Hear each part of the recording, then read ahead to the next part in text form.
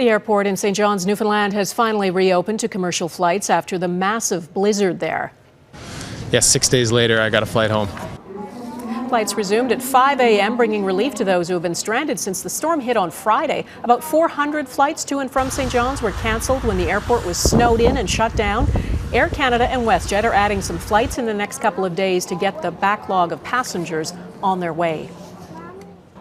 And the cleanup from that monster snowstorm is going to take a while. The Canadian military says 400 troops on the ground will stay as long as needed. They're helping dig out the homes of elderly and vulnerable people. A state of emergency, though, remains in effect in St. John's, so crews can safely clear all that snow from the streets. The city expects to lift all restrictions by 6 a.m. Saturday. That means most businesses are still closed. There are driving restrictions until then, though taxis and heating oil trucks are now being allowed on the roads. Essential services like medical clinics and some food banks have also been allowed to reopen.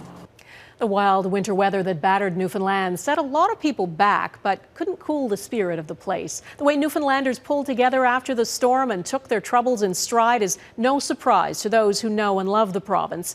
And as Ross Lord reports, it's a lesson all of us can learn from.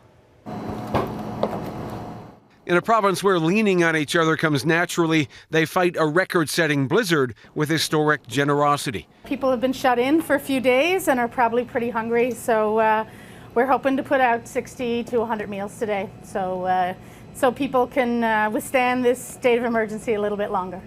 Most restaurants are shut down, but Stella's Circle charity got special permission to make special meals at its cafe for the homeless and others who are unable to go out and feed themselves.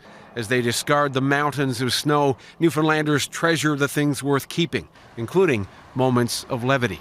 Well, it's because I left the window open and all the snow is in the car. Go!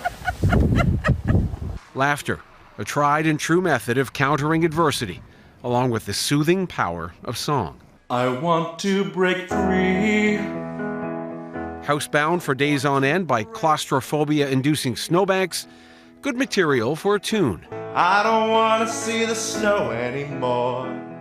On top of the countless number of volunteers shoveling out their neighbors, taxi companies are providing free rides to seniors and people with disabilities.